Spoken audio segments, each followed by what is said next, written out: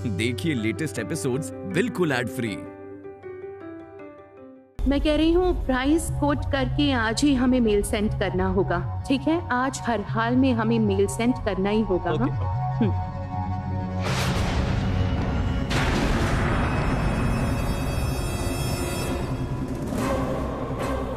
क्या बात है मैम? मैं तो यहाँ पर एक मीटिंग में बिजी हूँ। राधिका, मैंने इन्हें रोकने की कोशिश की थी, लेकिन ये तो इट्स ओके, शायद मैं ही गलत कैबिन में आ गई हूँ। Just a second Mrs Dutta, तुम लोग अभी जाओ, बाद में बात करते हैं।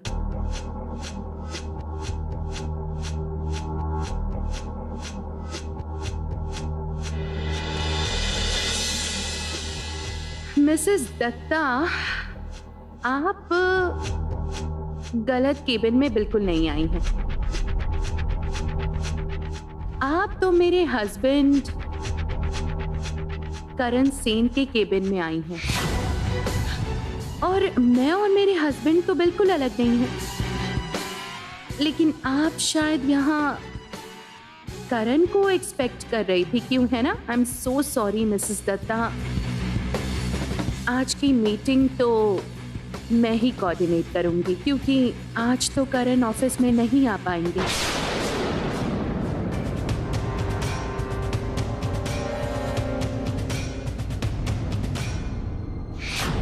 This is not done. Commitment fail करना बहुत अनप्रोफेशनल है। कमिटमेंट? एक्चुअली मेरे हस्बैंड सिर्फ मेरे साथ कमिटेड हैं। उनकी एक लाइफ टाइम कमिटमेंट है मेरे लिए। एंड आई एम श्योर मेरे हस्बैंड ने आपको कोई पर्सनल कमिटमेंट नहीं दिया होगा। I am sure about it. So हमारी ये इंटरपर्सनल कमिटमेंट की जगह से मुझे फुल राइट है मेरे हस्बैंड को रिप्रेजेंट करने का, उनके एब्सेंस में कोई मीटिंग अटेंड करने का।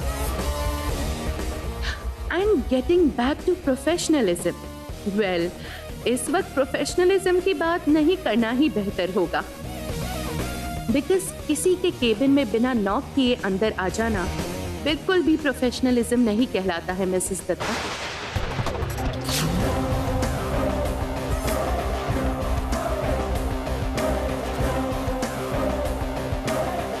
ओके, मेरे पास ना ज्यादा वक्त नहीं है, काम शुरू करते हैं। मुझे पता है आप अपने अतीत की यादें खोद के बहुत कुछ निकालने वाली हैं।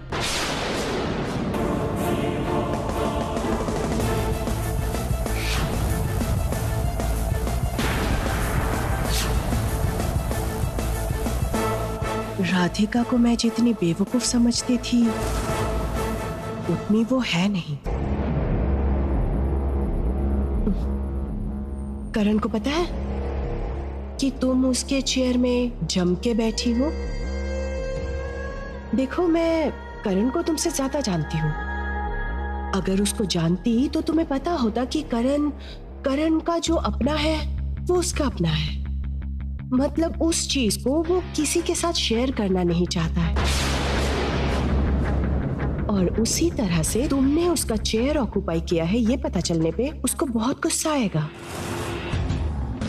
क्योंकि मैं करण को तुमसे कहीं ज्यादा जानती हूँ। आपने बिल्कुल सही कहा है मिसेस दत्ता, आप करण को जानती हैं, लेकिन अपने पति को मैं जानती हूँ।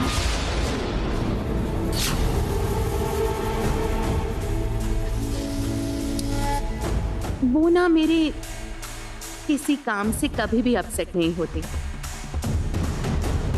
एक्चुअली मुझसे बहुत प्यार करते हैं ना, और सबसे बड़ी बात, मेरी मांग में उनका दिया हुआ सिंदूर ही तो है। इस सिंदूर की वजह से मैं उनकी अर्धांगिनी हूँ, और इसी सिंदूर के हक से मैं उनकी तरफ से कोई भी डिसीजन ले सकती हूँ मिसेस दत्ता। मुझे लगता है करण मेरे और उसके बारे में राधिका को सब कुछ बता चुका है। पता है मिसेस दत्ता, मेरे मेरे हस्बैंड ना मेरी इन आंखों को बहुत पसंद करते हैं। क्यों पता है? वो कहते हैं कि मैं अपनी आंखों से सामने के इंसान के मन को एक्सरे मशीन की तरह क्लियरली पढ़ सकती हूँ। आई मीन सामने का इंसान क्या कहना चाहता है, क्या समझाना चाहता है, ये मैं क्लियरली समझ सकती हूँ। उनका इंटेंशन एक्चुअली क्या है ये बहुत अच्छी तरह समझ जाती हूँ मैं। देखिए, हम दोनों ही लेडीज हैं। एक लेडी होने के नाते मैं आपसे एक छोटी सी बात कहूंगी। हस्बैंड वाइफ के बीच चाहे कुछ भी हो जाए, अगर उनके आपस में दिल का रिश्ता हो तो फिर उनके बीच कोई भी थर्ड पर्सन नहीं घुस सकता है। इस बारे में मुझे आपको एक छोटी सी एडवाइस देनी है। अगर आप हम दोनों के बीच आने की कोशिश करेंगी तो फिर कुछ भी नहीं होगा। मतलब क्या होगा पता है? आपके पास जितना भी है आप वो भी खो देंगी।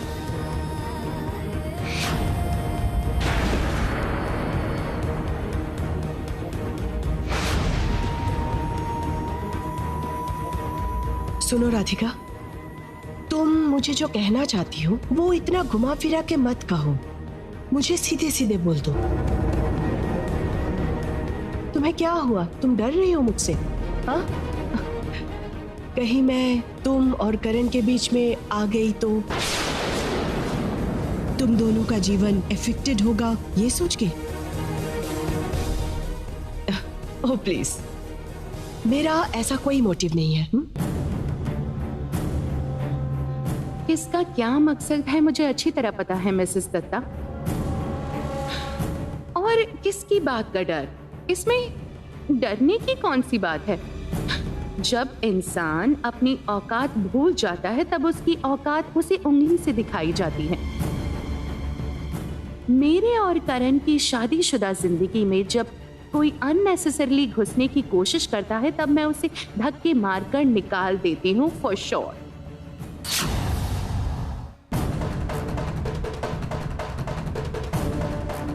सुनो राधिका, तुम्हारी ये फालतू बकवास सुनने के लिए मेरे पास टाइम नहीं है। बहुत काम है मुझे, और मुझे नहीं लगता कि तुम प्रोसीड्यूरल मीटिंग कर पाओगी। इसके लिए के की जरूरत है। मैं उसी के साथ मीटिंग करूंगी। So let's go with the protocol. Protocol? Mrs Dutta, you are talking about protocol? तो इस मामले में मुझे एक बात कहनी पड़ेगी। आप जिसको के कह के एड्रेस कर रही हैं वो इस सोसाइटी के एक खास इज्जतदार इंसान है, और उनका नाम के तो नहीं है, उनका नाम मिस्टर करण सेन है।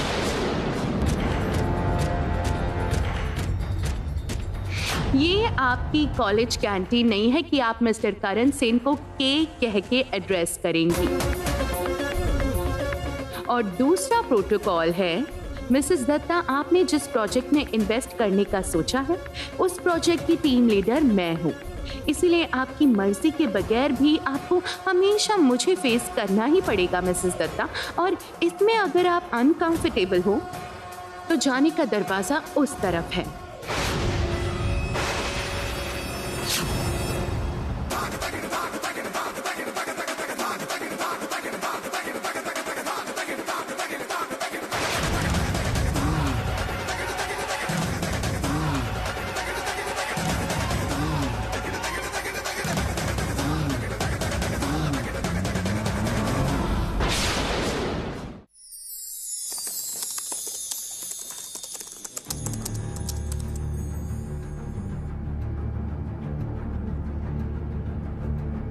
एक बार राधिका को फोन करके पूछ लेता हूँ कि ऑफिस में सब कुछ ठीक ठाक है या नहीं। जानवी जिस तरह की लड़की है, राधिका को मेरे बिहाफ पर काम करते देख वो कोई सीन ना क्रिएट कर दे।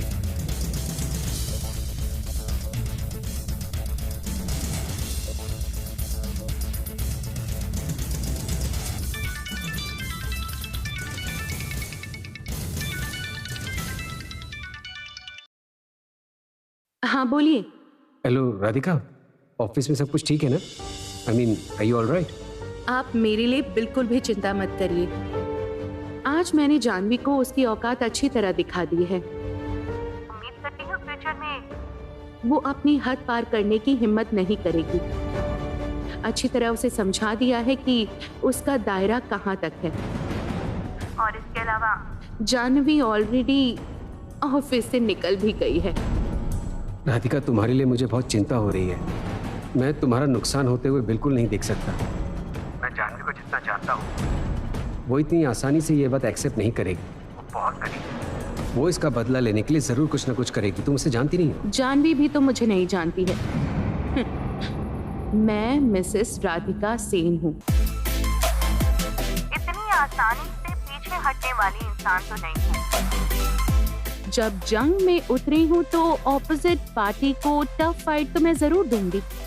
वाह, मिसेस राधिका सेन, मेरी शेरनी बीवी। अगर तुम सामने होती तो तुम्हें अपने केश लहराते हुए देखता। For your kind information mister Karan Sen, शेरनी के केश नहीं होते हैं, शेर के केश होते हैं। ओ हाँ, सही कहा। अच्छा सुनो, मैं ऑफिस आता हूँ तुम्हें लेने। तुम्हें अभी वहां तो कोई काम नहीं है? अच्छा ठीक है, जल्दी आ जाइए, मैं इंतजार करती हूँ। ओके। रखिए।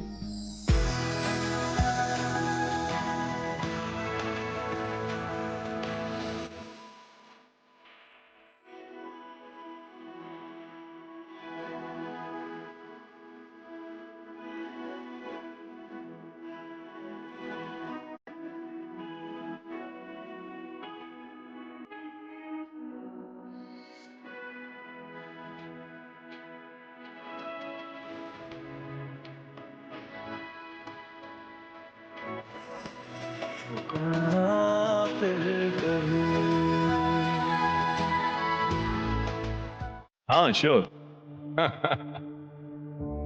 हाँ thank you, thanks a lot, thanks.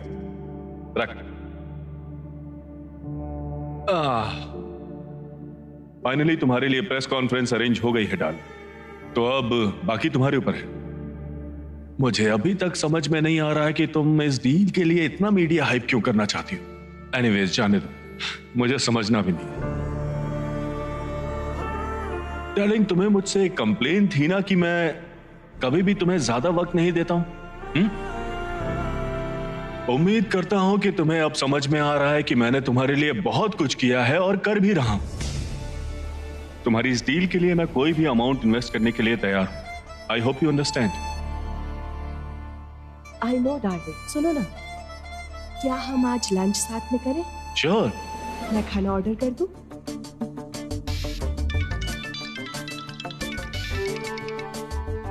Hello,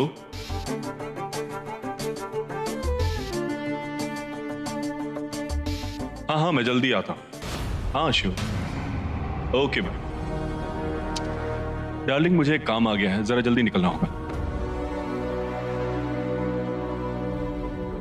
मतलब तुमने तो कहा हम साथ में लंच करते हैं, मैं ऑर्डर करने जा रही थी। ऐसा मत करो ना प्लीज। सुनो, तुम्हारे साथ बैठ के आराम से लंच करने का टाइम मेरे पास नहीं है। प्लीज इतनी डिमांडिंग मत बनो। ओके? नहीं इतनी डिमांडिंग मत बनो प्लीज। सुनो ना प्लीज।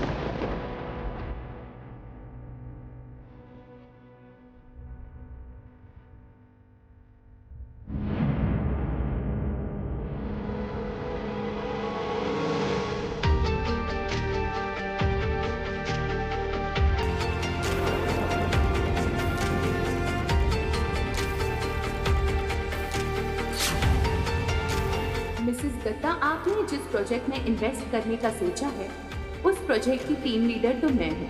इसलिए आपकी मर्जी के बगैर भी आपको हमेशा मुझे फेस करना ही पड़ेगा मिसेस दत्ता। और इसमें अगर आप अनकंफर्टेबल हैं तो जाने का दरवाजा उस तरफ है।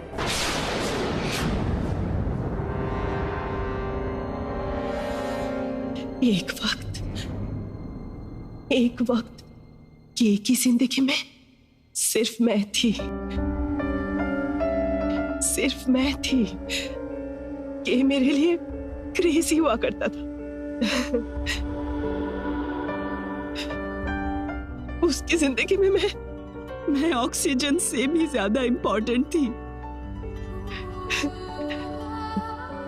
मेरे सिवा कुछ समझता नहीं था,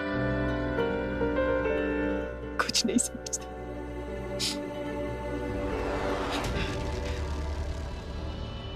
और अब उसकी जिंदगी में तुम आ चुकी हो राधिका।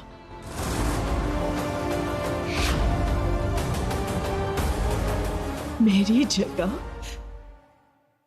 तुमने ले ली है। जिस करण को मेरे सिवा कुछ नहीं समझ में आता था, वो करण मेरी जगह पे तुम्हें बिठा दिया। ये नहीं हो सकता। ये कैसे भी नहीं हो सकता। उसकी लाइफ में मैं ही सबसे ज्यादा इंपॉर्टेंट हूं। वही करण आज तुम्हारे सामने मिनिमम एक्नॉलेजमेंट तक नहीं देता है। ये कैसे हो सकता है? ये मैं मान नहीं पा रही हूं।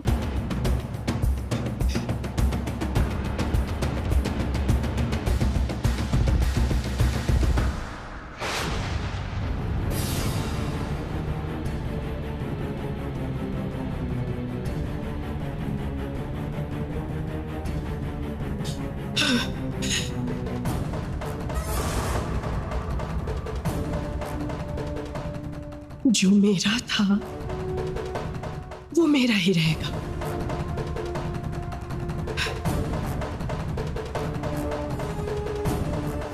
करण को मुझसे कोई अलग नहीं कर पाएगा। अगर मैं चाहूं तो तुम्हें अभी भी करण से दूर कर सकती हूँ राधिका।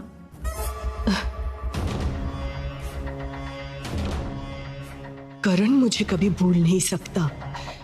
जानवी अगर चाहे तो पानी का बहाव भी उल्टी तरफ घुमा सकती है। जानवी कभी भी हारना नहीं सीखी है, हराना सीखी है।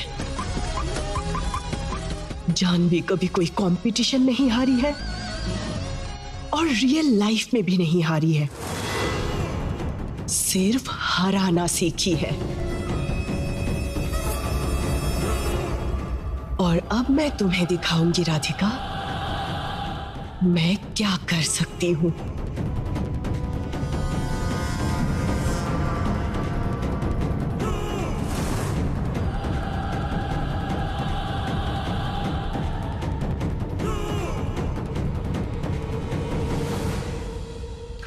ठीक है राधिका, तुम चिंता मत करो, मैं सब देख लेता हूँ। हाँ ठीक है। रिनी, तो रिनी, पहला दिन ऑफिस का कैसा गया? बहुत अच्छा, बहुत बढ़िया था। अच्छा? पता है भाभी, मैंने तो सोचा था कि मेरे बॉस बहुत गुस्सैल होंगे, सख्त टाइप के होंगे, लेकिन बिल्कुल नहीं। वो तो बहुत ही अच्छे इंसान है। और आपको पता है भाभी, वो इतने बड़े लॉयर होने के बावजूद उनके अंदर एक नरम दिल है। ये तो मैंने सच में नहीं सोचा था। और सबसे बड़ी बात ये कि उन्होंने मुझे अपनी बेटी जैसे ट्रीट किया। वाह, ये तो बहुत अच्छी बात है Rini. And I am sure अगर तुम अपना काम मन लगा के करोगे फिर तुम बहुत जल्दी एक अच्छी और नामचीन लॉयर बन जाओगी। क्यों? सही कहा ना? हाँ वो तो ठीक है, लेकिन चाची तो कह रही थी कि रिनी की शादी करवा देगी। देख रिनी, तू डिसाइड कर ले, तू अच्छी लॉयर बनेगी या अच्छी बहू। भैया आप ये सब क्या कह रहे हैं? मैं अभी कोई शादी वादी नहीं करूंगी। वो माँ ना कुछ भी कहती है। वही तो, छोटी चाची चाहे जो भी चाहे, रिनी पहले वही करेगी जो ये चाहती है। बिल्कुल। और आप जानती है भाभी, अभी मैं अपने सपने पूरे करना चाहती हूँ और मैं शादी तब भी करूंगी जब मुझे अपने पसंद का कोई मिलेगा। तो रिनी, तुम्हारे सपनों की शादी कैसे होगी? मतलब घोड़े पर सवार राजकुमार आएगा उस तरह से? नहीं, लेकिन जो मुझसे शादी करेगा वो मुझे बहुत सपोर्ट करने वाला होना चाहिए, मुझे समझने वाला होना चाहिए। आपको पता है भाभी, शादी की बात आती है तो मेरा आइडियल कपल कौन है? कौन? भैया जरा यहाँ आइए तो। आप दोनों। दत्त, आप दोनों जैसी कंपैटिबिलिटी, इतनी अच्छी अंडरस्टैंडिंग, आपस में एक दूसरे पर इतना भरोसा, बिल्कुल परफेक्ट आइडियल कपल। वो जो हिंदी में जिसको कहते हैं एक आदर्श जोड़ी। और मैं तो श्योर हूँ भाभी, आप दोनों के बीच इतनी अच्छी अंडरस्टैंडिंग है ना कि कोई कभी आप दोनों के बीच आ नहीं पाएगा।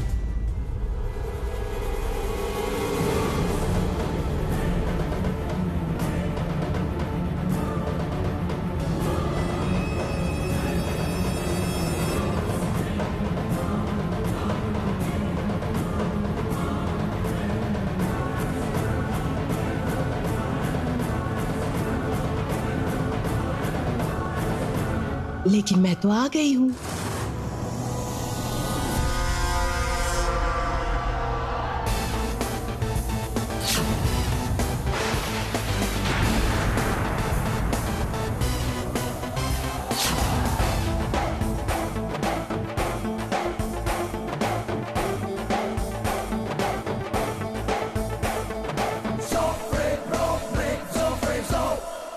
क्या बात है, आप यहाँ पर? हेलो राधिका, तुमने मुझे करण के कैबिन में जाने से मना किया था और मैं देखो स्ट्रेट करण के घर आ गई।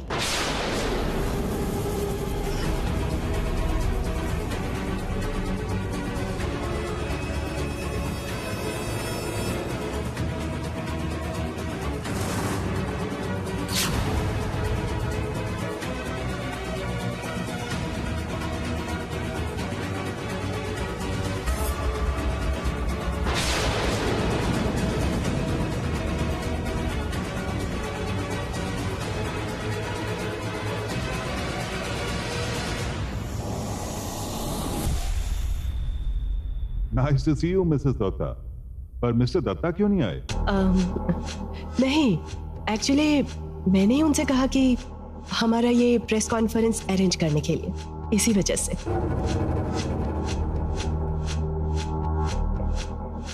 Press conference?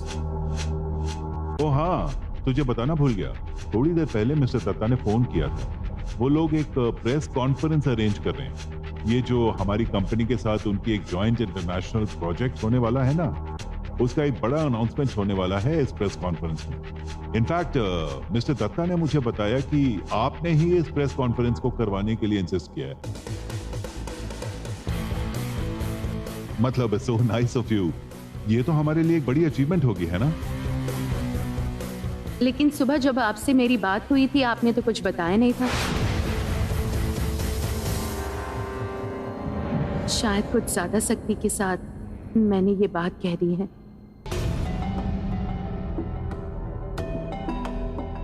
मैं कहना चाहती हूँ कि अगर तब आप मुझसे ये बात कहती तो हमारे घर में आने की तकलीफ आपको नहीं उठानी पड़ती।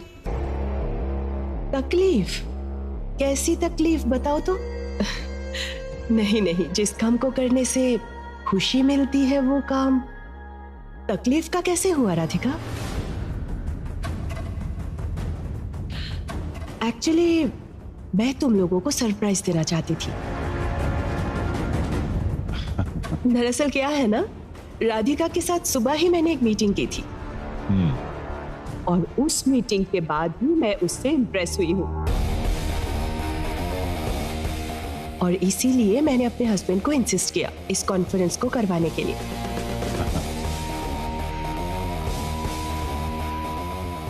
आज सुबह जो मैंने अच्छी तरह से इन्हें समझा दिया था कि मेरे और करण के बीच इनकी कोई जगह नहीं है, उसी बात को लेकर जानवी ने मुझे इनडायरेक्टली ऐसी बात सुनाई है।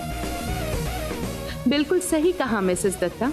सुबह हम लोगों ने आपस में कितना अच्छा वक्त साथ में गुजारा, कितनी बातें हुई है हमारी। शायद उसी के आफ्टर इफेक्ट से आप हमारे घर पर चली आई हैं, है ना?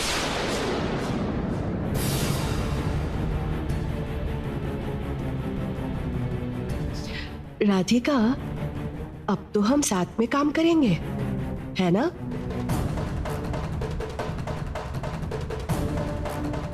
इसीलिए मैं अकेली तुम पर प्रेशर नहीं देना चाहती हूँ। एक्चुअली क्या है ना, मैं वो सब काम करना चाहती हूँ। I mean for example press conference करना, कलर चूज करना, ये सारे काम ना मैं भी करना चाहती हूँ। एक्चुअली मैं बहुत ही स्टबर्न हूँ।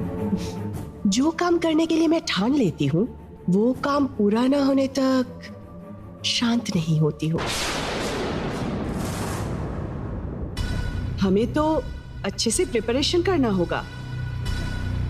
मुझे साबित करना होगा कि मैंने गलत डील साइन नहीं किया है। एक्चुअली मुझे खुद पर ना एक कॉन्फिडेंस है। मैं जिस चीज पर हाथ रखती हूं वो जब तक मेरा ना हो जाए मैं उसे छोड़ती नहीं।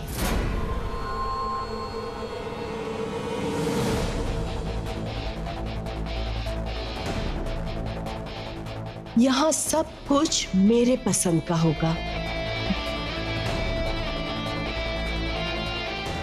बहुत अच्छा लगेगा जब कई मैगजीन्स में हमारे डिजाइन्स को लेकर, कलेक्शंस को लेकर न्यूज छपेंगे, आर्टिकल्स आएंगे। कहाँ क्या रंग होगा वो सब कुछ मैं ही देख लूंगी। किसको कौन से रंग में रंगने से अच्छा लगेगा वो सब मैं देखूंगी।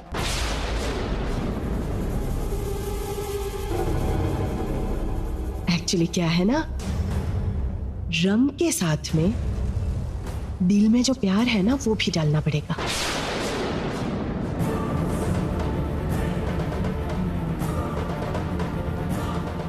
अपने आप को सुधारने का एक मौका मैंने तुम्हें दिया था जानवी। आंखों से उंगली दिखा के तुम्हारे अधिकार का दायरा मैंने दिखा दिया था, लेकिन तुमने वो दायरा क्रॉस कर दिया है। क्या है ना, सब कुछ जितना इजी समझ रही हो उतना इजी है नहीं। तुमने एक स्त्री को चैलेंज किया है उसके पति के अधिकार को लेकर। अब देखो, सिर्फ देखती जाओ आगे क्या होता है।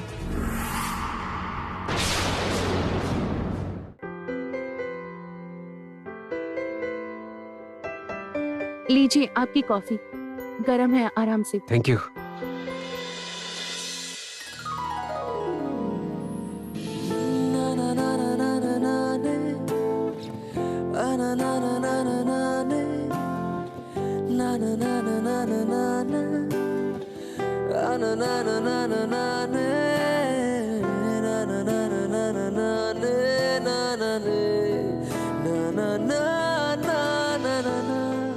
राधिका, मुझे पता है जानवी का इस तरह से घर में चले आना तुम्हें बुरा लगा है।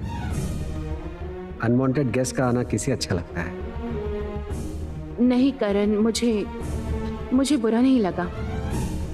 देखिए, एक इंसान दूसरे इंसान के घर में आ ही सकता है, लेकिन हाँ, जानवी का बर्ताव देखकर मुझे बहुत गुस्सा आया था। मैं उसे झेल ही नहीं पा रही थी। राधिका सुनो, तुम्हें एक्सप्लेन करने की कोई जरूरत नहीं है। मुझे तो पता है तुम कैसे फील कर रही हो। इसलिए मैंने ये सोचा है कि ये काम मैं बंद कर दूंगा। मैं डैड से कह दूंगा कि ये जानवी वही जानवी है और हम लोग ये प्रोजेक्ट ड्रॉप करेंगे। राधिका, मैं तुम्हें और स्ट्रेस लेते हुए नहीं देख सकता। मैं हैरान होकर देख रही हूँ। मेरे पति मेरे लिए इतने कंसर्न्ड हैं, मेरे बारे में इतना सोचते हैं। एक पत्नी होने के नाते ये मेरे लिए बहुत बड़ी बात है। छोड़िए, अच्छा मुझे बताइए कि माँ और पापा को जानवी के बारे में बता के क्या फायदा होगा? आपको तो पता है कि माँ की तबीयत आजकल ठीक नहीं रहती, और जानवी है कौन, उसके बारे में हम इतना क्यों सोच रहे हैं? वो क्या करेगी बताइए? कुछ नहीं कर पाएगी। हमारी हंसती खेलती जिंदगी को वो टच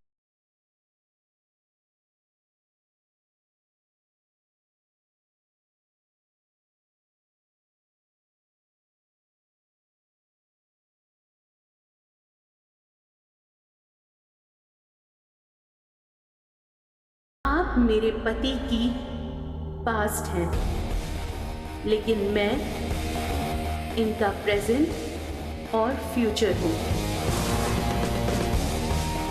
राधिका मेरी गर्लफ्रेंड नहीं है, मेरी वाइफ है, और हम दोनों सारी जिंदगी ऐसे ही साथ में रहेंगे। मिसेस दत्ता, आपने जिस प्रोजेक्ट में इन्वेस्ट करने का सोचा है उस प्रोजेक्ट की टीम लीडर मैं हूँ, इसलिए आपकी मर्जी के बगैर भी आपको हमेशा मुझे ही फेस करना पड़ेगा मिसेस दत्ता। और इसमें अगर आप अनकंफर्टेबल हैं तो जाने का दरवाजा उस तरफ है।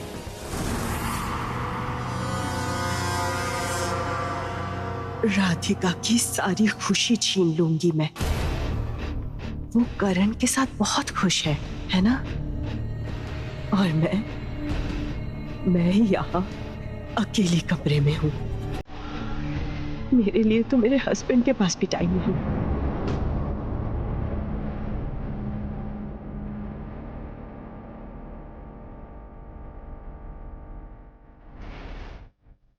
The person you have called is speaking to someone else. Please try later.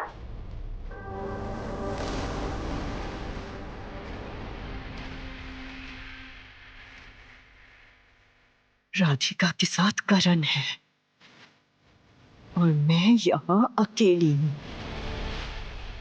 Radhika सोच रही है कि उसने करण को मुझसे छीना है।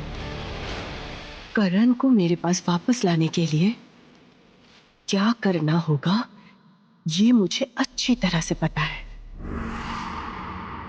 जब मैं करण को अपने पास ले आऊंगी तब राधिका को पता चलेगा कि मैं कौन हूं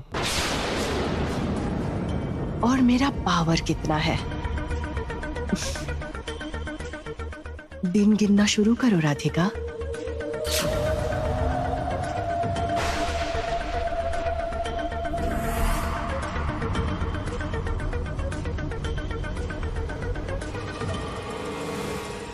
क्यों इतना सोच रहे हैं? जानवी आपको मुझसे कभी भी नहीं छीन पाएगी। It's just a deal. Deal complete होने के बाद जानवी वापस अपनी जगह लौट जाएगी। और सुनिए, हम लोग जानवी के साथ दूसरे क्लाइंट्स जैसे ही डील करेंगे। आप एक बार सोचिए तो, अगर हम ये डील फाइनलाइज नहीं कर पाए तो हमारी कंपनी के लिए ये एक बैड रेपुटेशन साबित हो जाएगी। और पापा भी तो इस डील की तरफ उम्मीद लगाए बैठे हैं। सोचिए, अगर ये डील फाइनलाइज नहीं हुई तो पापा को बहुत बुरा लगेगा। ठीक है राधिका, तुम जब कह ही रही हो तो। हाँ, मैं ही कह रही हूँ, मैं ही आपसे कह रही हूँ। देखिए, आप जितना सोच रहे हैं वैसा कुछ भी नहीं कर पाएगी जानवी। और सबसे बड़ी बात, अगर वो कुछ करने का सोच रही है तो सबसे पहले उसको मुझे फेस करना होगा।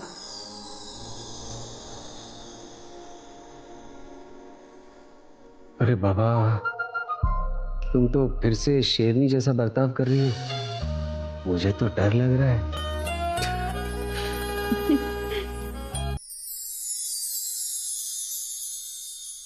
भाभी, मैं चलती हूँ, ऑफिस के लिए लेट हो रही हूँ। चलती हूँ, बाय। ए रुको रिनी, ऑफिस के लिए लेट हो रही हो, चलती हूँ। ये टिफिन कौन लेगा? आपका हर तरफ ध्यान रहता है ना। यू आर माय बेस्ट भाभी। चलती हाँ, हूँ। संभल के जाना। टाटा। अरे धोबी कब आएगा? ये कपड़े धुलवाने हैं, अभी तक धोबी आया ही नहीं। ये तो घर में पहनने के कपड़े, ये धोबी के पास देने की क्या अरे जरूरत तू है? चुप हो जा, तुझे कुछ पता नहीं है। शहर का रहन सहन गांव से कितना अलग होता है पता है तुझे? मैंने तो सुना है ये जो शहर के लोग होते हैं ना, ये तो रुमाल भी धोबी को धुलवाने देते हैं, समझी? माँ, आप जो मर्जी कीजिए, मैं चलती हूँ। रुक जा, इतनी क्या जल्दी है तुझे? फटाफट निकली जा रही है, हाँ? जैसे कि शादी के मंडप में पहुंचने में देरी हो जाएगी। प्लीज, हमेशा शादी की बात मत कीजिए, मुझे अच्छा नहीं लगता। अच्छा, एकदम चुप रह तू। मैं कह रही हूँ रिनी, मैं तुम्हें कह रही हूँ, तुम्हें लेट हो रहा है ना, तुम जाओ ना, जाओ। हाँ हाँ हाँ हाँ हाँ, ठीक है, मैं चलती हूँ। ये कपड़े मुझे दे दीजिए, अरे मैं ये चलती कपड़े हूँ। कहाँ लेकर जा रही है धोबी को देने? छोटी चाची सुबह सुबह बेटी पर क्यों इतना गुस्सा कर रही हैं? जाने दीजिए ना।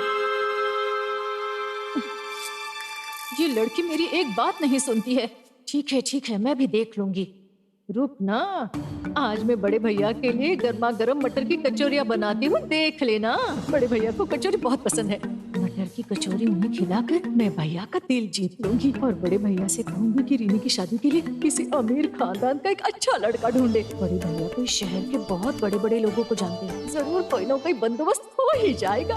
मटर की कचौरी। ए राधिका, जरा सुनना। हाँ हाँ छोटी चाची। मटर कहाँ है मुझे दिखाओ, और सिलवाटा कहाँ है वो भी दिखाओ जरा। मटर से क्या करेंगी आप? कचौरी बनाऊंगी, बड़े भैया को बहुत पसंद है। सिलवाटा कहाँ रखा है दिखाओ मुझे। तो सिलबट्टे में क्यों पीसेंगी? मैं मिक्सी में पीस देती हूँ। कोई जरूरत नहीं है, तुम्हें कोई काम करने की जरूरत नहीं है, मैं ही सब कुछ करूंगी। नहीं तो फिर से तुम भाषण देना शुरू करोगी। रीनी की शादी, उसके पैसों की कमाई, मुझे सब कुछ पता है। दो मटर कहाँ है, दो मुझे जल्दी। दे रही हूँ। भैया, आज भैया का दिल जीतना ही पड़ेगा, मटर की कचौरियाँ बना के। मैं कह रही हूँ छील दूँ क्या? कोई जरूरत नहीं है, मैं अपना काम खुद ही कर लूंगी। सिलवाटा इधर है। अच्छा,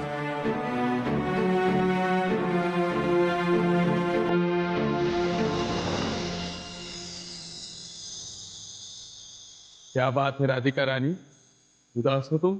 मूड खराब है? नहीं छोटे चाचा। जरूर तुम्हारी छोटी चाची ने कुछ कहा है। अरे नहीं।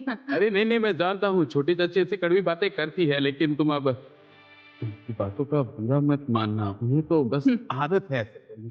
अच्छा सुनो, हम लोग अभी एक छोटा सा मिनी जलसा करेंगे। हाँ, समझ रही हो ना तुम? जलसा होगा अभी? हाँ अभी। ओ, जलसा तो शाम को होता है, लेकिन ये तो मतलब तुम समझो कि दिन में ही जलसा हो रहा है। इसका मतलब ये दिन का जलसा है।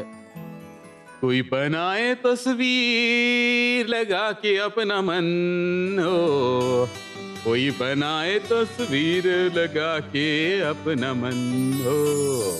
अब कोई उस तस्वीर को करे खराब, तो कोई जाने ना जाने ना जाने ना जाने ना। तुम्हारे मन में बसा है कौन कोई जाने ना, तुम्हारे मन में बसा है कौन कोई जाने ना, तुम्हारे मन में बसा है। ए रेनी, कहाँ जा रही हो? अरे ऑफिस जा रही हूँ पापा। अरे थोड़ी देर रुक जाओ बेटा, बस 10 मिनट। अरे मैं गाना गाने वाला हूँ, उसे सुनो और एंजॉय करो तुम। थोड़ी देर रुक जाओ ना पापा, जब कह रहे हैं तो। तुम्हारे मन में बसा है कौन कोई जाने ना, कोई जाने ना, मन में बसा कौन। ये देखो तुम वहाँ क्या कर रहे हो, आ जाओ। क्या तुम्हें बुलाना पड़ेगा? कौन बसा है मन में कोई जाने ना, अरे कौन बसा है मन में कोई जाने ना। अरे देखो तुम लोग वहाँ खड़ी क्या कर रही हो, यहाँ आओ, एंजॉय करो गाना। आ जाओ आ जाओ आ जाओ। तुम्हारे मन में बसा है कौन कोई जाने ना, तुम्हारे मन में बसा है कौन कोई जाने ना, तुम्हारे मन में बसा है कौन कोई जाने ना। दूर देश चले जा रे पंछी, लेके मेरा संदेश चला जा, ले जा रे मेरी तू चिट्ठी, जिसमें लिखी हर बात मेरे मन की। वाह, दूर देश चला जा रे तू पंछी, ले जा मेरा संदेश तू चला जा, यहाँ मेरा कोई नहीं बिन उसके, जा मेरा संदेश वहाँ पहुँचा दे। आजा दूर देश चला जा रे तू पंछी, ले जा मेरा संदेश वहाँ पहुँचा दे रे मेरे पंछी। एक बार उसका हो जाए जो दीदार। आप तो बहुत बढ़िया गा रहे हैं। हाँ तुम भी आओ, बैठो बैठो। अरे सिर्फ बढ़िया बोलने से नहीं होगा, तुम्हें भी यहाँ बैठना होगा। तुम्हें याद है तुम्हारे बचपन में हम लोग गाना गाते थे, मेरे सुर में तुम सुर मिलाते थे। चलो अब भी गाओ, चलो। नदिया में खिला एक छोटा सा फूल, नदिया में खिला एक छोटा सा फूल, सहता जाए नदिया की वो हर धार, झुकता जाए देख के नदिया की धार, इंसान भी हो कुछ ऐसा जो झुक के रहे सदा। वाह वाह, ये क्या दृश्य देख रही हूँ मैं। हाँ, आज यहाँ हमारे घर में इतने दिनों बाद इतना सुंदर माहौल बना है। देखो तुम्हारे डैड भाई का गाना सुनकर कितने खुश हैं, वरना इन्हें अपना काम छोड़कर एंजॉय करते कभी नहीं देखा।